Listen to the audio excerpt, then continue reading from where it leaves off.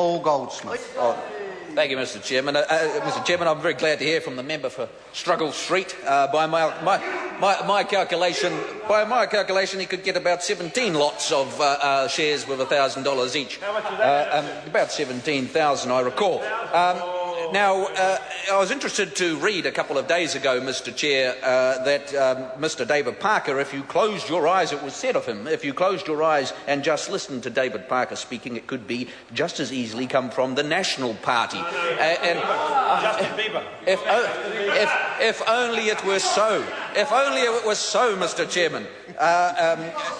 If only it was so that David Parker, if you closed your eyes, you could think that he came from the National Party, because if we were to contrast the government's budget, which we have this excellent budget here, which is about investing in New Zealand's future, about stimulating jobs and delivering better services for families while keeping the government on track for surplus in 2014 and 2015. If we were to contrast that budget with what we would have seen if Mr. Parker was the Finance Minister, aided and abetted by that great Australian Russell Norman, we would be looking at a capital gains tax, wouldn't we? We'd be looking at a partial capital gains tax, which excludes the family home.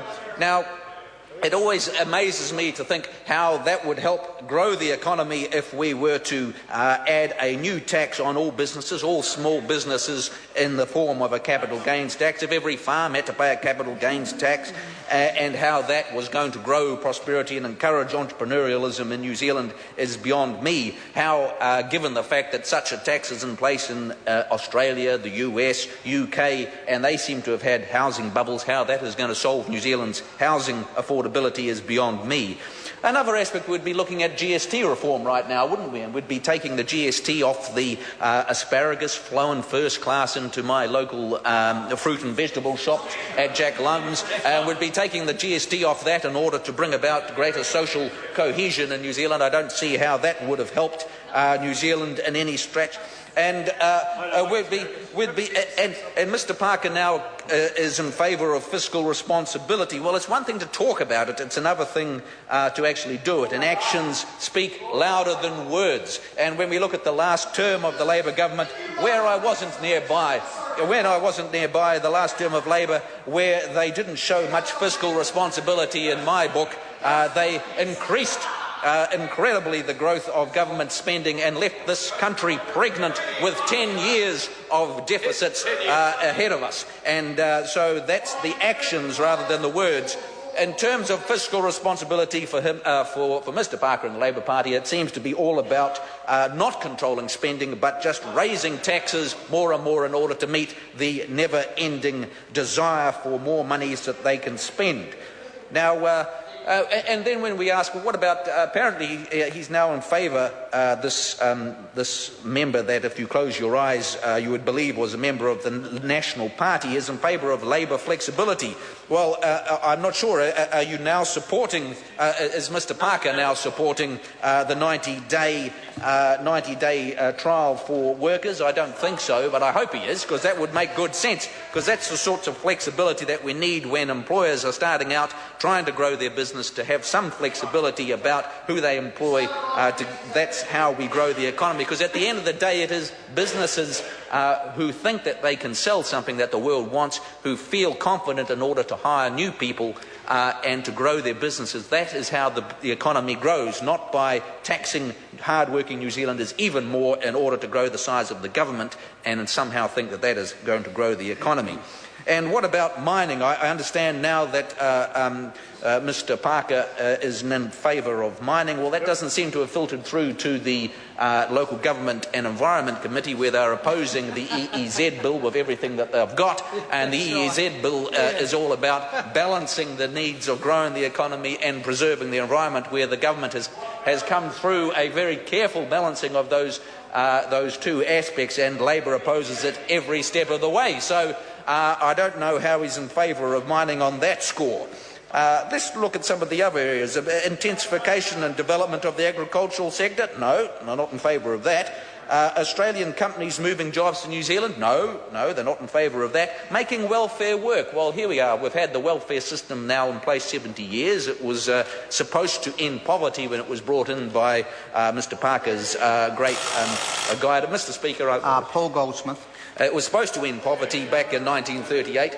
And we haven't quite got there yet, and we have entrapped 300,000 families in the welfare system relying on government, and they seem to think that that is perfectly acceptable. That's a good thing. And this government doesn't. We want to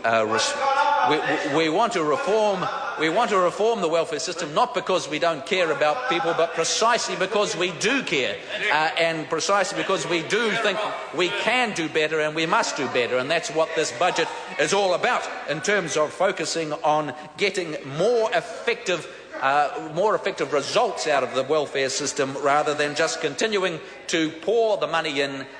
Here's your money. We don't care anything about what you do with it. We don't care how long you receive it. It can be forever and a day, as long as you like, and that somehow was supposed to reflect a caring government. Well, that's not a caring government in my mind at all. And what else would we be looking at here? 1.5 billion to invest in ultra-fast broadband in terms of opening up schools and businesses to the world. Would they be investing in that? No, they wouldn't be. And foreign investment in New Zealand. I've been surprised at the Labour Party for a couple of decades now has been a party that has understood the importance of trade, and there's generally been an awareness across the House that New Zealand makes its living out of international trade, and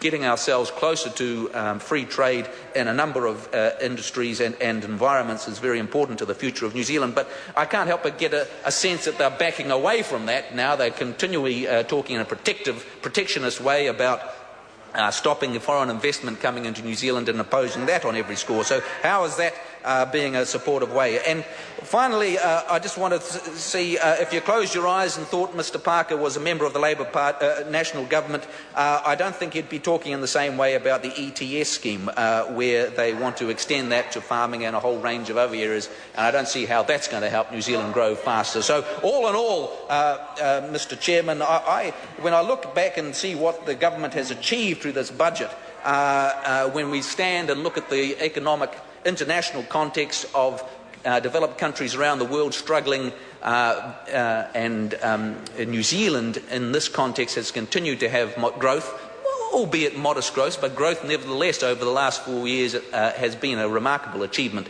and one that I'm very pleased to be a part of in a small way. And so I support the work of this financial element here of the estimates debate. Thank you very much.